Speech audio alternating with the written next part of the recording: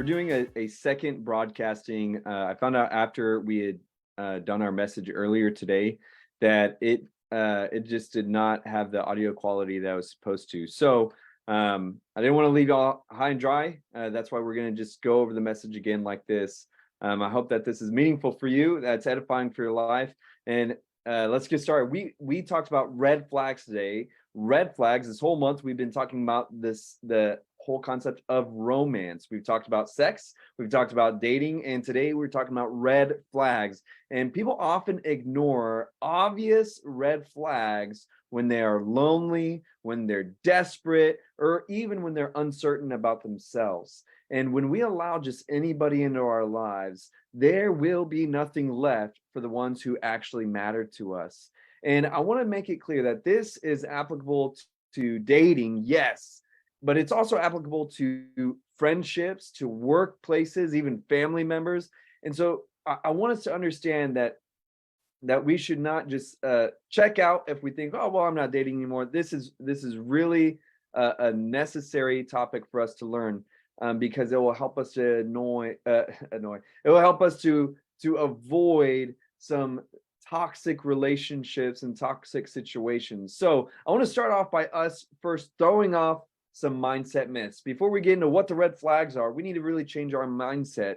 And I believe that you should not limit yourself with self-defeating beliefs. That's what these myths are. They're self-defeating beliefs. And I want to share this verse in Proverbs 23:7. It says, "For as a person thinks within themselves, so they are."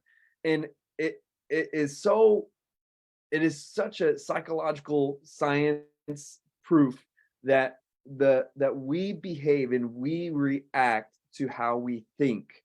And when the reason we're going to go over these mindset shifts is because we have to stop defeating ourselves before we could start having victory in our lives. We need to be able to fight for ourselves, not fight against ourselves. And so first, you need to get rid of the midlife crisis mindset. That is the mindset that says, this is my last chance. A lot of people, especially once they hit 30, it's like there's this drop off where they get even more desperate. And maybe you're just in your mid-20s and you feel desperate. Maybe you're in high school and you feel desperate.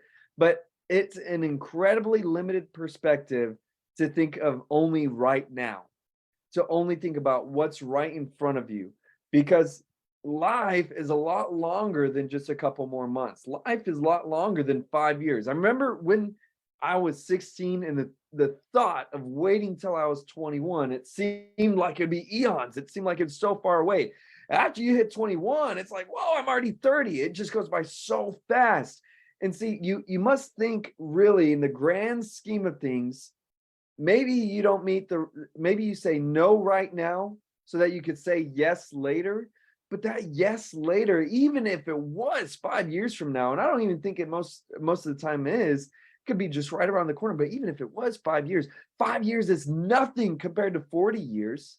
I mean, it is worth it if you have the right one down the line. Don't settle for the wrong one. And the same goes for your friends. I mean, stop surrounding yourself with people that tear you down because you're afraid of being lonely, because you're afraid that you're not going to have, that no one's going to like you. I mean, it is not your last chance. Your life isn't over yet. So don't settle. Stop making rash and dumb and lasting decisions based off of just how you feel right now. The second mindset shift is bottom shelf thinking. This is the thinking of, they're the only person that's nice to me. You need to surround yourselves with different kinds of people, because there's a lot of people that would love being nice to you, that would even treat you right, that would treat you like a decent human being. And if that is your standard, that is an incredibly low standard. That's like a standard that you don't even need to say out loud. It's like a given that people should be nice to you. Don't let that be your qualifier. Aspire for more than the lowest bar. That's entry level. And just think for a moment, do you tip the waiter for slapping you in your face? Do you tip your waiters or waitresses if they give you horrible, nasty service? Maybe if you're a super Christian, yeah, you do still, but it's the idea is you should aspire for something more. If you have higher standards for your food service than for your potential life partner, That's a big discrepancy. Now, the third mindset shift, and then we're going to get into the red flags, is gullible justification. Well, I already told them.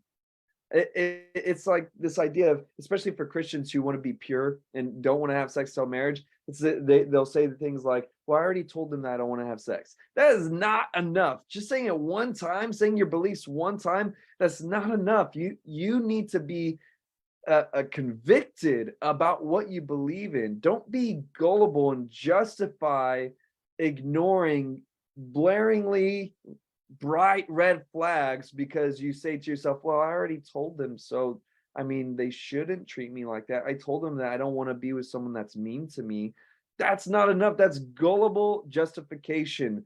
We often choose to be gullible even when everything in our gut says otherwise, because it feels nice for the moment of right now. It feels nice right now. It feels nice to not be lonely, to have someone to text and send an emoji whenever they're not making me feel bad. Going through the motions of protecting yourself without really protecting yourself is only allowing yourself to get hurt while pretending to be defensive.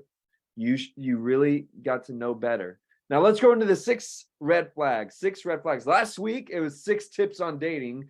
Today is 6 red flags. Maybe next week we'll do 6 tips on marriage advice. It'll be 666 for romance. I'm just joking around. But 6 red flags. Ignoring red flags will make you waste years of your life with toxic people. I think that sometimes people get into this like gambling mentality to where if you're at the casino and you lost all your money and you only have enough money to get home with gas and maybe some food along the way, the casino mentality is like, well, I just want to be able to break even, so I'll use this money too. Maybe I could just break even. It's this idea that I've already invested so much, I don't want to walk away in the negative. I don't want to walk away at a loss. And so you think that maybe they'll change. Maybe they'll change in a year or two. Maybe I just need to help them to change. And it's this idea that you don't want to lose what you've given. But I'm telling you, the casino always wins. If you've lost thus far, you're most likely going to continue to lose.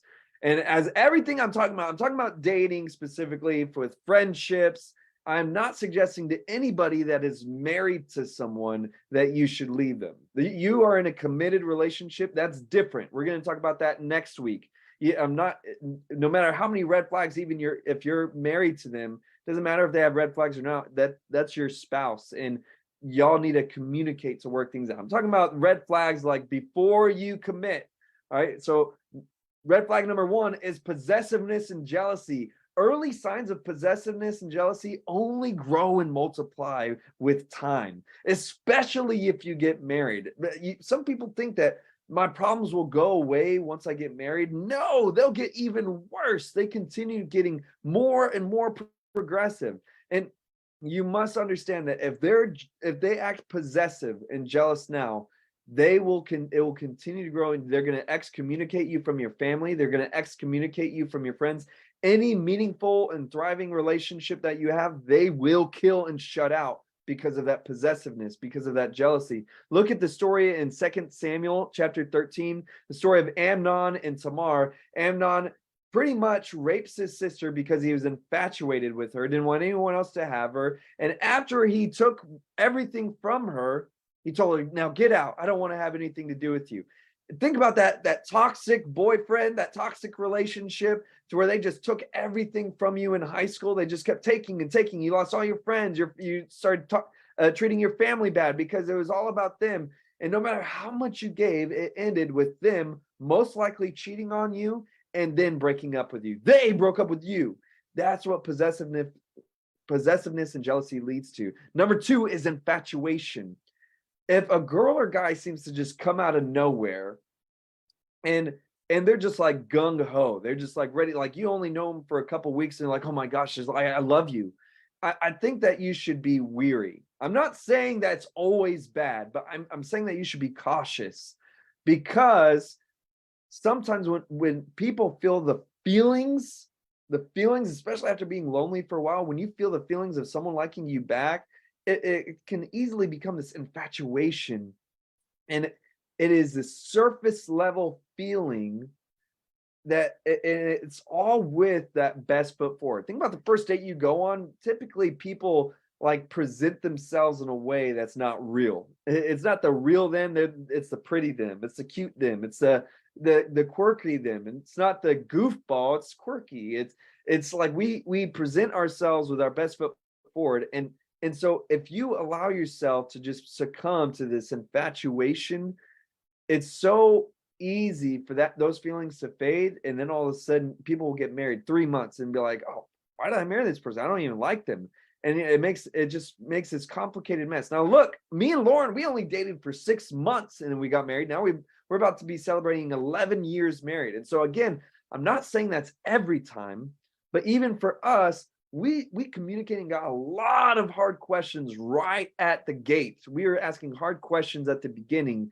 And there was even a time where we didn't talk to each other for 7 days so that we would make sure that we're not just infatuated. We took 7 days to literally pray, not talk to each other, and ask God, is this person right for me? So we really made a point to be serious about it. Next is unwarranted guilt. How do they make you feel? Or try looking at yourself from a third person perspective. If you often feel guilty for things that you don't even know why you feel guilty for, or you don't even know what you did wrong, you may be in a manipulative relationship to where they are guilt tripping you into doing things you don't want to do. And it leads us into the next red flag, which is self-seeking and selfishness. If it's the idea of if you're often feeling so worse about yourself instead of better, they're most likely manipulating you. They're emotionally abusing your relationship. And if you feel that you are compromising on things that you believe in or areas that you have values, you are most likely in a selfish and using relationship, meaning that they have no problem using you, even though they're not willing to give to you. It really is, a relationship is a two-way street. And so if you're always giving, you feel like you're not getting anything out of it, then you're not getting anything out of that relationship. You should cut ties and run. And we're getting near the end here. We got number 5. It's lack of depth.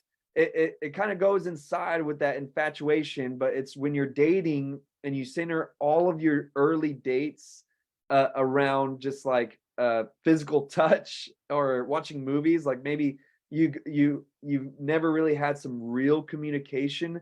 That's dangerous. That means a lack of depth is what I'm trying to say, because you need to ask hard questions with intent to really get to know the person. What often happens is we got hot for somebody and we get so infatuated and we get all shallow and we're just all into each other's bodies and our looks, and we just like, it feels good and we go all for it, and then all of a sudden we feel guilty because we gave up ourselves and maybe we should have held back, and let's just get married to make us feel better. That way we have our license to mess around, we have our license to have sex as Christians.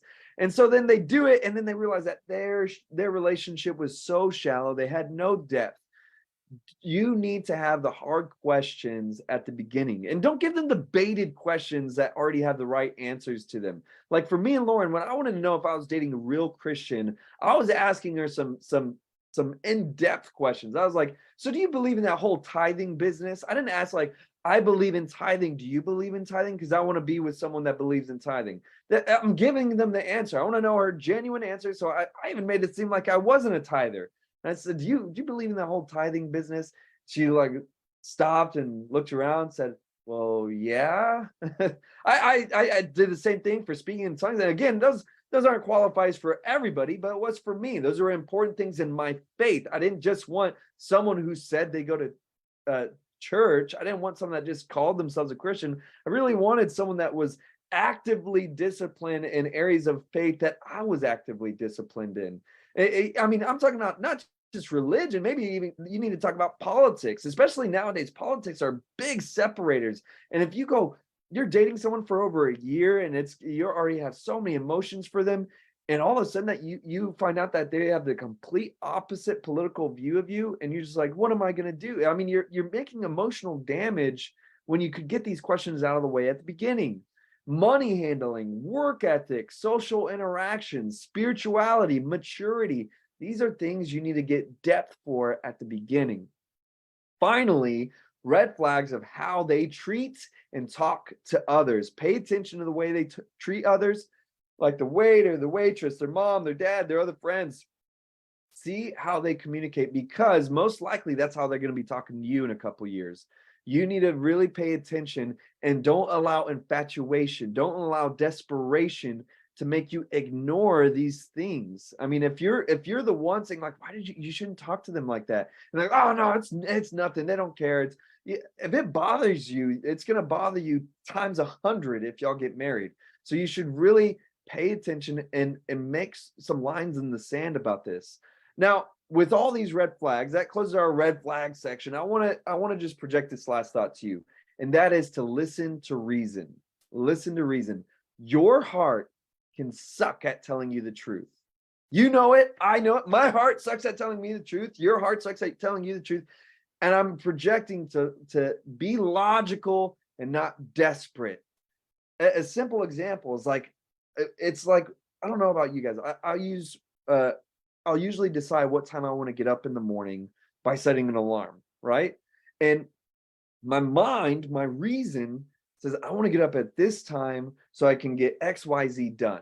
And it's this logical thought process. And I go to bed with the thought of not only getting up at the time, but what I will get done by getting up at that time. I go to bed. I wake up, my alarm goes off, and my heart, it convinces me of a different truth. It convinces me that it feels so much better, that just sleeping in a little bit longer will be worth it, that pleasure will be better than what I predetermined to do, that no matter what I could get done, it can't compare to how I feel right now in my blanket, in my bed. And my heart will convince me of something that feels good rather than choosing what is something truly better for me. It feels good, but it's not better for me. And that's the difference between listening to reason and listening to your heart. And I want you to know that sometimes it is too good to be true. I know that's not the greatest thing to say for Disney, but sometimes it is too good to be true. Think about how in normal reality, we as people step and tread cautiously, but not all the time. And those who are, it just seems like all in at the very beginning, and it's like, wow, they just like it's all the stars, it's all the checks, and we only known each other for 2 weeks. I would just caution you that maybe it is too good to be true, because manipulators are good at manipulating, liars are good at lying, and sometimes people, they get really good at saying what that you want to hear. It's just, that's a fact. And don't rush into something that seems too good to be true, because you might find out some caca a little bit later. Don't stay, and with that, don't stay with someone that's back and forth. If they're unstable already, they'll continue to be unstable later. If they seem like the whole package, but they're constantly doubting whether or not they're ready for a relationship or not, just cut ties and run. It's not worth it. Next, I want to say, listen to those close to you. I'm not talking about like the people that like sharing cheese and always have trash to talk. I'm talking about those who you genuinely respect. And if they were to tell you something about this person or about this relationship, that it would take you back, like, what? I never saw it like that. Listen to those that you know really care about you.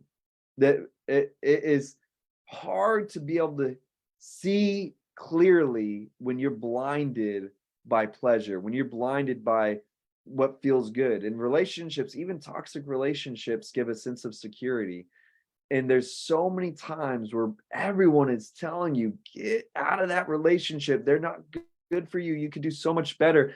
And you're like, no, I'm not going to listen to them. And then 3 years later, you're like, I should have listened to them. I'm telling you, just if people are telling you something, I'm not suggesting just break up no matter what. I'm just saying, think about it. Just really be serious about it and think about it. And finally, I want to say is listen to scripture when you feel confused about God's voice.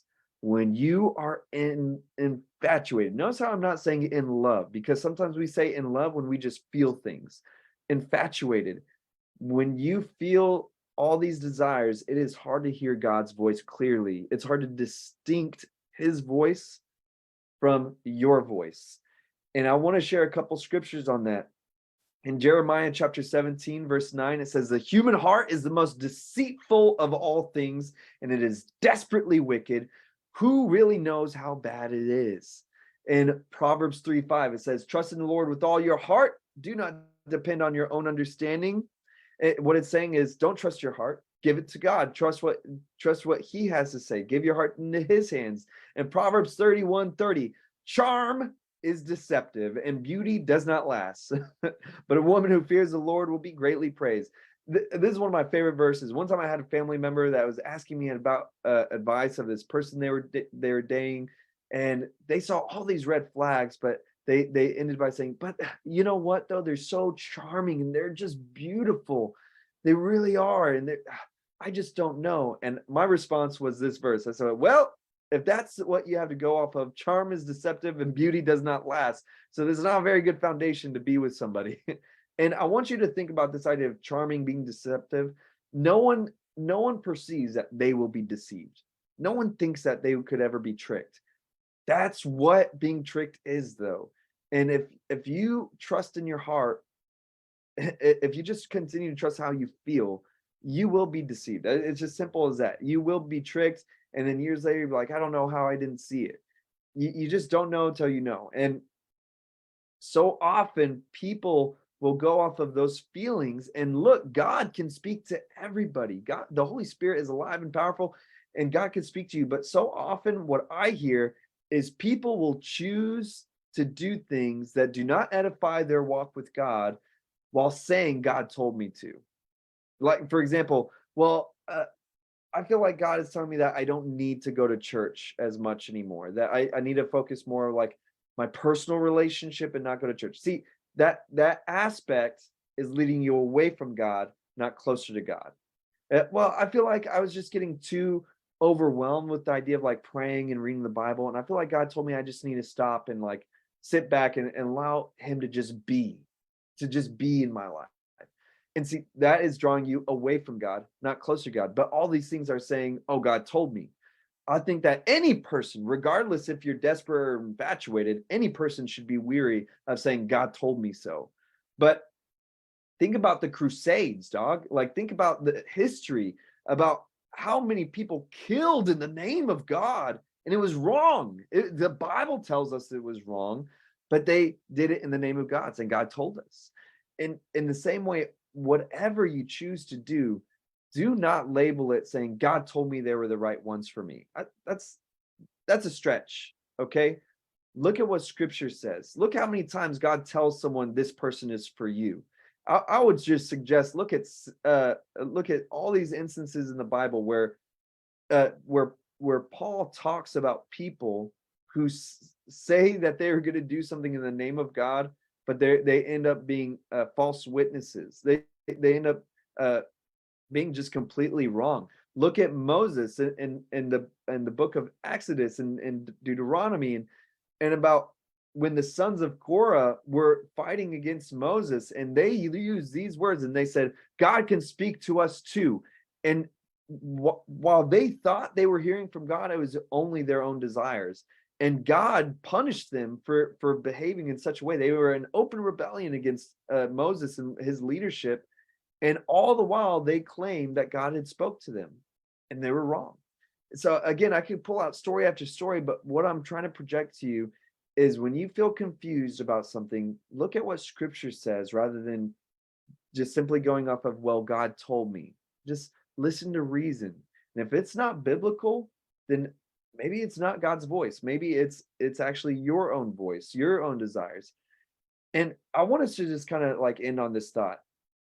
What is it right now that would bring you closer to God? What is the one thing right now that would bring you closer to him? If you could think about, what would that be? And maybe right now, the number one thing that you need to do is make that first decision for God. Maybe you've never made a clear decision for Christ and you want to do that today.